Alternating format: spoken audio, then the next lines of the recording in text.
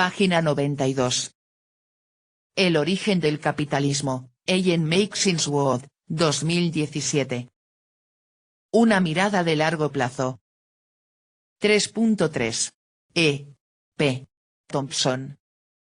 El enfoque de Brenner explica el contexto en el que se transformó la naturaleza misma del comercio y de los mercados, que desempeñaron un papel económico completamente nuevo y una lógica sistémica nueva, poniendo de manifiesto cómo los productores directos acabaron sometiéndose a los imperativos del mercado, si bien es cierto que no llega a explicar el papel de las ciudades y de los mercados en el desarrollo del capitalismo.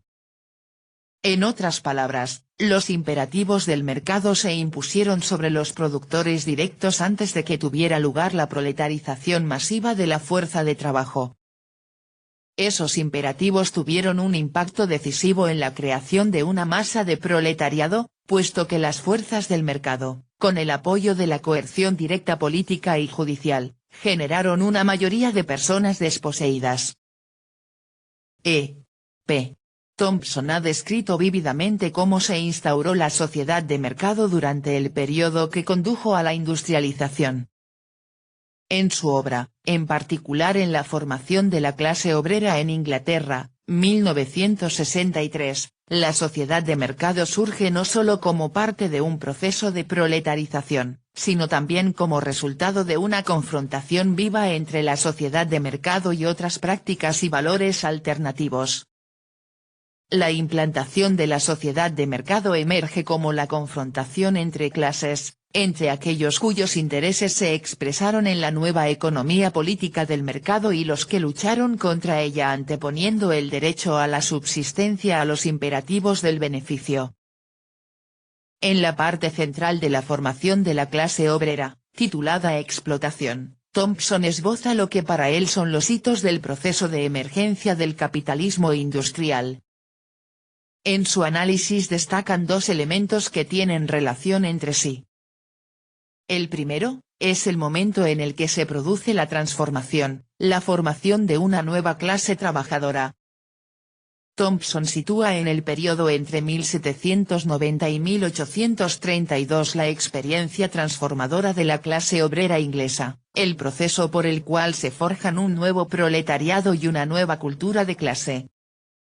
Por lo tanto, en su análisis sitúa el fin de la transformación mucho antes de que se completara la transformación industrial de la producción, e incluso antes de que hubiera avanzado.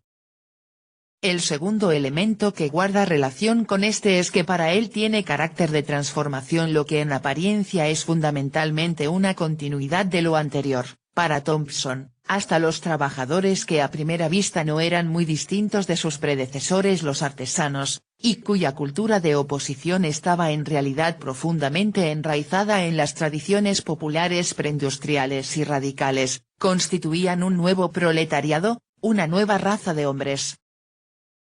Algunos críticos marxistas de Thompson han interpretado estos aspectos sorprendentes como la prueba de la preocupación del autor por factores de índole subjetiva, cultural, a expensas de los cambios de carácter objetivos del propio modo de producción, en particular el impacto transformador del cambio tecnológico sobre la organización de la producción y sobre la naturaleza de la fuerza de trabajo. Pero, una vez más, quizá los críticos marxistas estén haciendo demasiadas concesiones a los relatos convencionales del desarrollo capitalista. Los historiadores procedentes de diversas tradiciones ideológicas han tendido a atribuir las causas de la revolución industrial en los casos en los que aceptan el concepto mismo a las innovaciones técnicas o a los cambios en las relaciones mercantiles y comerciales. Por el contrario, Thompson, como lo hiciera Brenner después de él, opta por un análisis más sutil y complejo, siguiendo, aunque pueda ser discutible, los principios, y no siempre la práctica, del propio Marx. Si bien es cierto que existen numerosas diferencias entre Brenner y Thompson tanto de estilo como de los aspectos que centran su interés, cabe imaginar una explicación de la industrialización basada en el desafío que plantea Brenner a los convencionalismos que han rodeado el análisis del desarrollo capitalista, que tendría mucho más en común con el enfoque de Thompson que con cualquier otro. Brenner pretendía, como recordarán los lectores, explicar la emergencia de unas nuevas reglas de la reproducción. Mostró cómo la dinámica de un crecimiento autosuficiente, y la constante necesidad de mejorar la productividad del trabajo, presupuso una transformación de las relaciones de producción para precisamente generar la necesidad de esa mejora sencillamente con el fin de permitir la reproducción de los principales actores económicos, los señores y los campesinos.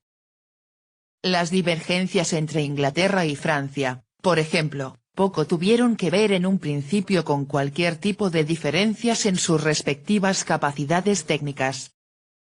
Ambos países más bien se distinguían por la naturaleza de las relaciones entre señores y campesinos, uno de los casos exigía mejoras de la productividad del trabajo y el otro no, e incluso en cierto modo impedía el desarrollo de las fuerzas productivas. La tendencia sistemática hacia la revolución de las fuerzas de producción era resultado de todo ello, más que la causa. Thompson parte de la misma reflexión al abordar la industrialización.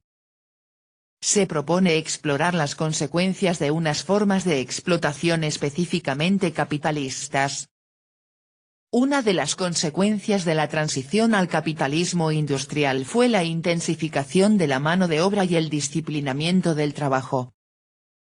La tendencia a que se intensificaran las prácticas de explotación no vino de la mano de la maquinaria de vapor ni por el sistema fabril, sino por la necesidad inherente a las relaciones de producción capitalistas de incrementar la productividad y el beneficio. Dichos imperativos capitalistas se impusieron sobre las formas de trabajo tradicionales prácticamente en la misma medida que en las nuevas, es decir, tanto sobre los artesanos que conservaban unas prácticas de producción preindustriales como sobre los trabajadores de las fábricas. El trabajo en gran escala en talleres caseros fue tan inherente a esta revolución como la producción fabril y el vapor, defiende Thompson. Precisamente la experiencia compartida entre diversos tipos de trabajadores sometidos a los imperativos y a la explotación capitalista permitió que se unieran en organizaciones de clase y crearan una nueva cultura de clase trabajadora. Con toda seguridad, estos imperativos acabarían transformando la organización de la producción y la naturaleza de la clase trabajadora, pero el sistema fabril fue más el resultado de ello que la causa. En este punto, Thompson recurre a la distinción que Marx establece entre la subsunción formal y la real del trabajo por el capital. En el primer caso, el capital se apropia del excedente del trabajo de los trabajadores que mantienen prácticas de producción tradicionales. Esta forma de explotación se guiaba por los imperativos capitalistas, por sus compulsiones de competitividad y de acumulación, pero dichos imperativos no fueron capaces de transformar el proceso técnico de producción en un principio. Quizá tengamos la tentación de afirmar que el capitalismo no alcanzó su verdadera madurez hasta que el capital transformó el propio proceso de trabajo, concretamente, para satisfacer las necesidades del capital, es decir, cuando el capitalismo adoptó su forma industrial. Pero aún así, habremos de reconocer que el capitalismo industrial fue el resultado y no la causa de las leyes del movimiento capitalista. De modo que, la respuesta a quienes, como Perry Anderson, se han preguntado por qué Thompson retrocedió en su análisis hasta el siglo XVIII tras publicar La formación de la clase obrera en Inglaterra, en lugar de avanzar hasta después de la década de los 30 del siglo XIX para formular una explicación más completa de la industrialización, es que lo que en realidad pretendía explicar era la creación del capitalismo como forma de organización social, y no como un proceso técnico neutral denominado la industrialización. En concreto, le interesaba el siglo XVIII porque fue en este periodo cuando se consolidó la transformación de las relaciones de producción capitalistas que se expresaba tímidamente en la articulación de una nueva ideología capitalista pero más explícita que nunca. En ese momento, no obstante, los nuevos principios económicos no habían pasado aún a formar parte de la ideología hegemónica, la economía política de mercado, que no tardaría en penetrar incluso en los sectores más radicales contra el capitalismo. Para Thompson, el mercado fue el principal escenario de conflictos en la Inglaterra del siglo XVIII. Y ello debido a razones muy específicas de aquel momento histórico transitorio en Inglaterra. Por un lado, en aquel momento el trabajo era libre, no estaba sometido ni a las formas de dominación precapitalistas y extraeconómicas ni, en general, estaba sometido aún a las nuevas prácticas disciplinarias que imponía la fábrica, de modo que durante un breve espacio de tiempo las personas mantuvieron el control sobre sus propias relaciones y formas de trabajo inmediatas. Por otra parte, tenían un control muy escaso sobre sus productos en el mercado o sobre los precios de las materias primas y de los alimentos. Por eso, a menudo se produjeron protestas sociales contra el mercado. La gente, y en particular las mujeres, se oponían no solo a los precios abusivos, sino también a unas prácticas de mercado ilegítimas e inmorales, prácticas diseñadas para aumentar los beneficios, que desde el punto de vista ventajoso de la sociedad de mercado y de la racionalidad capitalista, vistos hoy pueden parecer absolutamente normales, pero que violaban determinadas expectativas extendidas sobre el derecho de acceso a los medios para garantizar la vida. Algunas de estas protestas dejan entrever también la oposición a la transformación del mercado, que pasa de ser una institución más o menos transparente a convertirse en una mano invisible. La gente estaba acostumbrada al mercado como un lugar físico, en el cual unos ofrecen mercancías para que otros las compren, según unos principios dominados hasta cierto punto por la costumbre, la regulación comunal y las expectativas en torno al derecho a la subsistencia.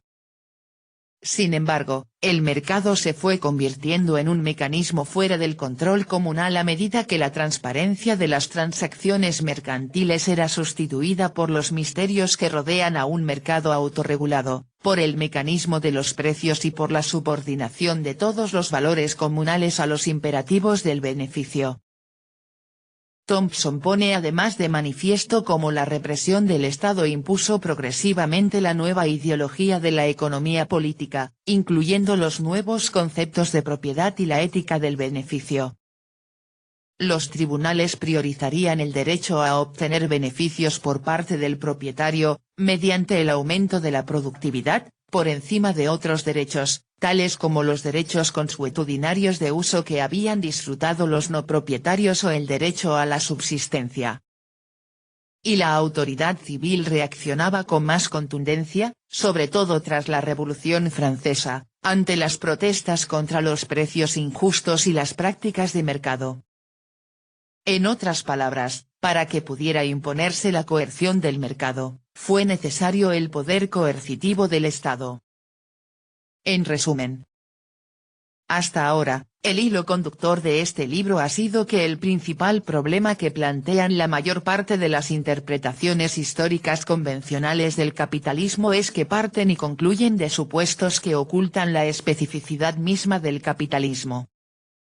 Necesitamos hacer un tipo de historia que ponga de relieve dicha especificidad y que reconozca la diferencia entre el intercambio mercantil con ánimo de lucro y los procesos de acumulación capitalista, entre el mercado como oportunidad y el mercado como imperativo, y entre los procesos transhistóricos del desarrollo tecnológico y la compulsión específicamente capitalista a incrementar la productividad del trabajo. Necesitamos rastrear el origen de estos aspectos específicos del capitalismo en términos de propiedad social y de relaciones de clase. Sin duda, la mayor parte de los marxistas afirmarían de entrada que ese ha sido su objetivo, en mayor o menor medida, pero lo que en este caso pretendo mostrar es que, salvo escasas excepciones, sus explicaciones históricas no logran avanzar consistentemente por ese camino, por lo que la propia especificidad del capitalismo permanece encubierta. A primera vista, la producción académica histórica ha sido abundante desde que emergiera por primera vez el enfoque mercantilista. Es cierto que se han cuestionado y subvertido ostensiblemente algunos de los fundamentos de las tradiciones historiográficas occidentales más asentadas no solo por parte de los marxistas, sino también por parte de historiadores revisionistas de uno u otro signo, y por parte de los posmodernos y otros iconoclastas. No obstante, es una muestra más de hasta qué punto están enraizadas las viejas explicaciones de Petitio Principii y del capitalismo, que siguen presentes en la producción académica actual, y no solo en las corrientes críticas y antieurocentristas, sino también en las actuales conceptualizaciones de la modernidad y de la posmodernidad, y en nuestro lenguaje cotidiano, que sigue identificando capitalista con burgués, y a su vez a estos dos términos con la modernidad. Página 101.